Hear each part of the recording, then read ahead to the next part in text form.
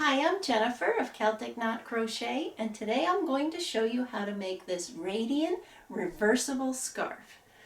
It's so much fun to make, and it's great for all levels of crochet, even a beginner, because it uses a very basic stitch, but just does it in a little bit of a different way. I'll show you all the steps so you can be successful, and yes, you too can have this colorful scarf that is even reversible. So if you see it how it is on me now, it has kind of a knit look, but if you turn it so the inside is facing out, you'll see that it looks like a bunch of braided stripes. I can't decide which side I like best, so I'm going to wear it both ways. If you like this video and this project, make sure to give it a thumbs up and click to subscribe so you get notified every time we have a new project here at Celtic Knot Crochet. Let's get started.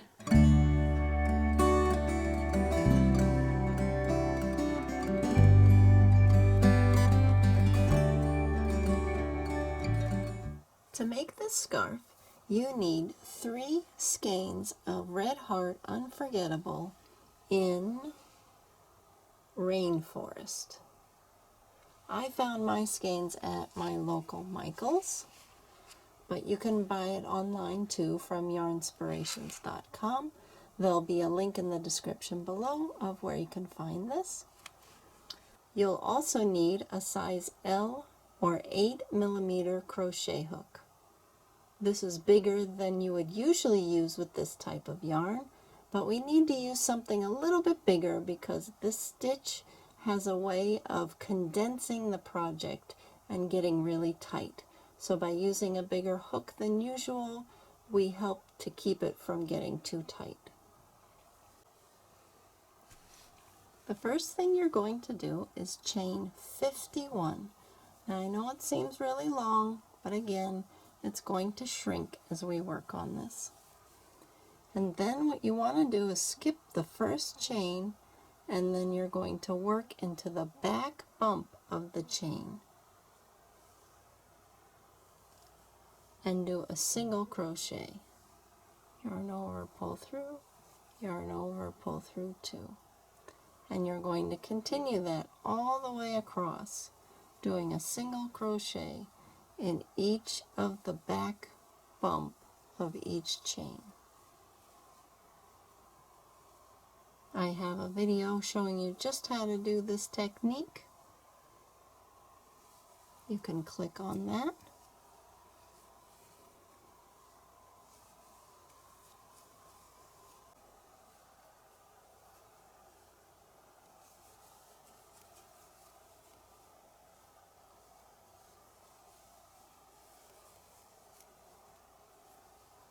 Once you've finished all 50 single crochets all the way across, it'll look like this. And now we want to start working in the same row without turning it. We're going to make one large loop, making sure that our row has not twisted. Here is a smaller version of row 1 using larger yarn so you can see the stitches better. Once you've completed row 1, it will look something like this. And then you're going to make a loop with row 1. Yours will be much longer with the actual unforgettable yarn. You will take the first single crochet of the row and have it meet up with the last one. So now you have this tube or ring.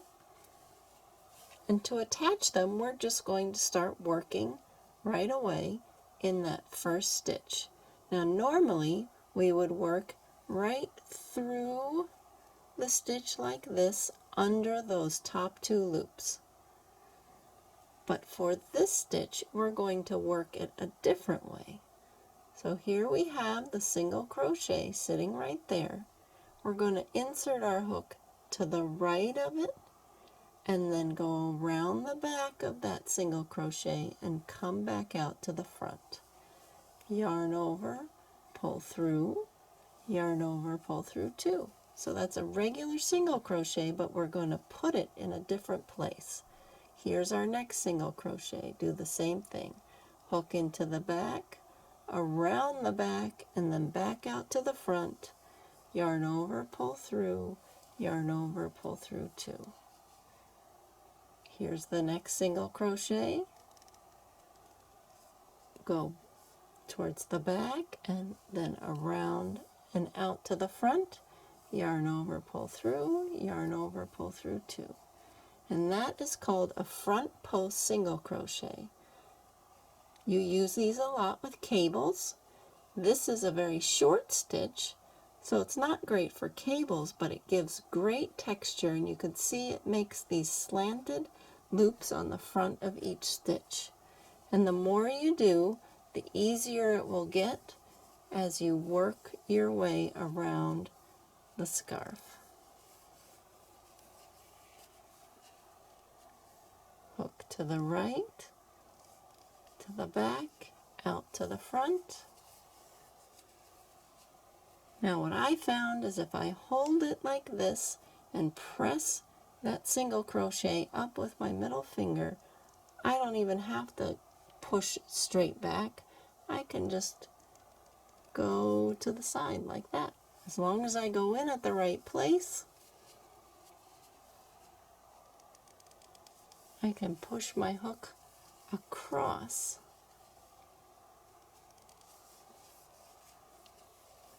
And it goes really fast. Even though it's a short stitch, it's easy to work quickly. Now let's work it with the actual yarn. Here you can see we're coming to the end. We're meeting up with where we started. So here's another single crochet right here.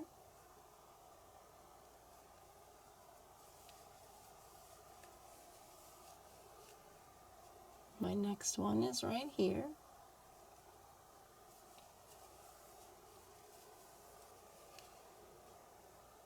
Next one is right there.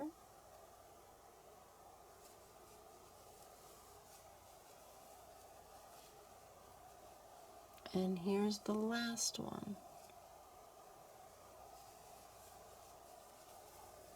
And you can see how it has already shrunk quite a bit.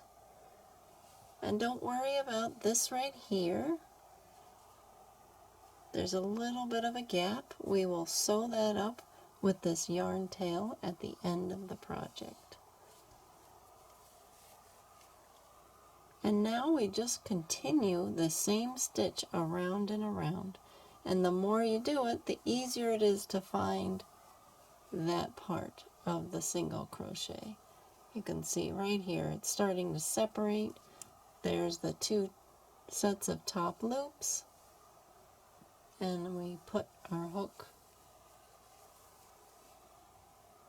See how you can see right here, there's spaces on either side.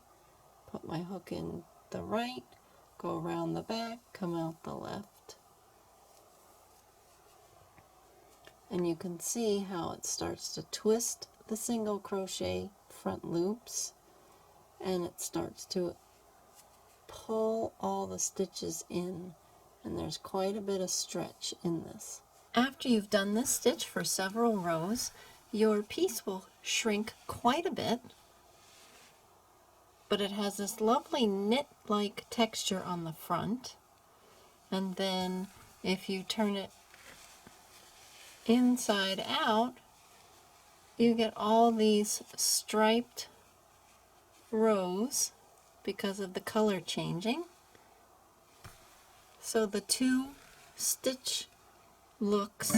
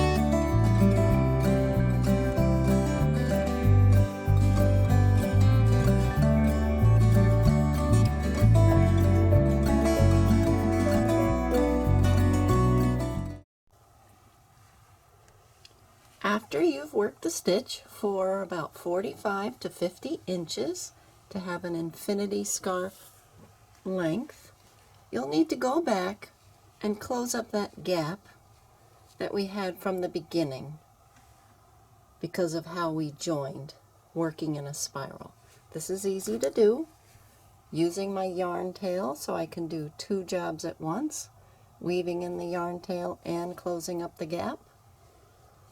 I just put the yarn tail on my needle and put it through the other side, and I'll do a couple stitches like that. The yarn is the same color. As you can see, that just closes it up right like that, as if it wasn't even there. So we didn't have to worry about that from the beginning. Can always fix little things like that.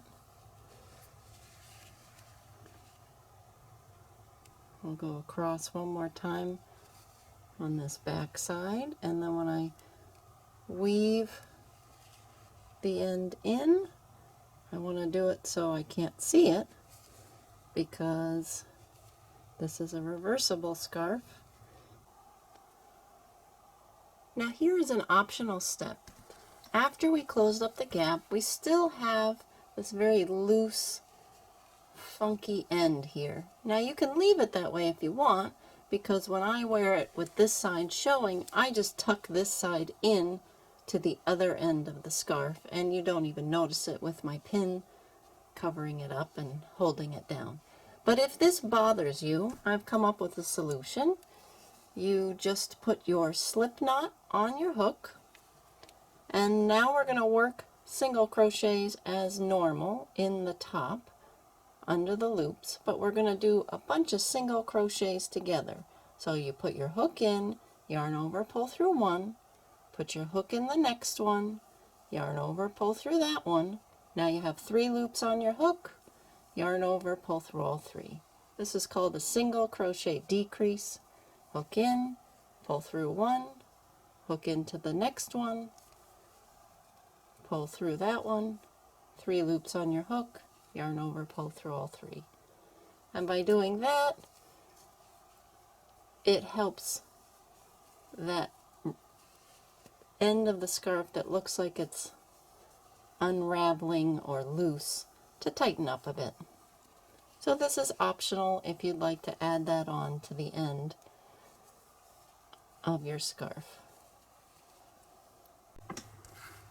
Once you've done that all the way around, you just want to join with a slip stitch in your very first stitch, like so, and now you have this finished off edge. Once you have all your ends woven in, this is what it would look like on the knit side, the right side as you've been doing the stitch. But then if you'd like to wear it the other way, you just turn it inside out. So I turn like this, and you can start seeing the braided stripes, how it's different than the knit look.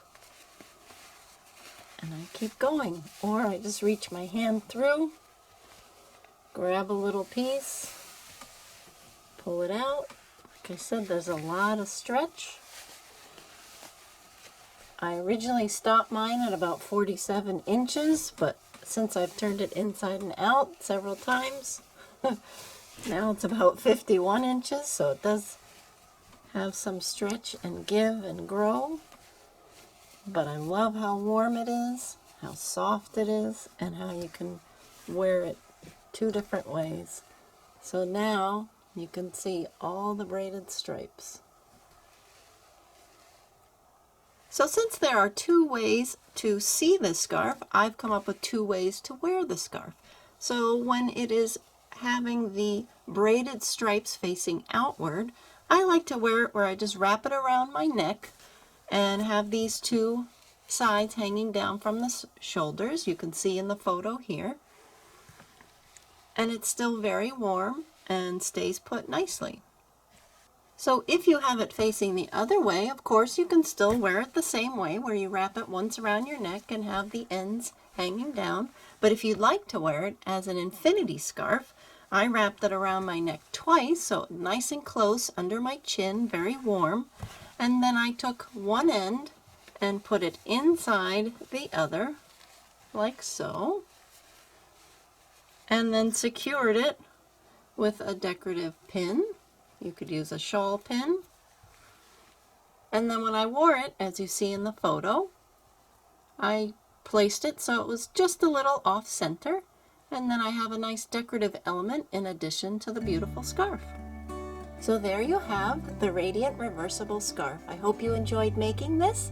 Please give it a thumbs up or click to subscribe, and make sure to watch the next scarf video on Celtic Knot Crochet. Thanks for watching.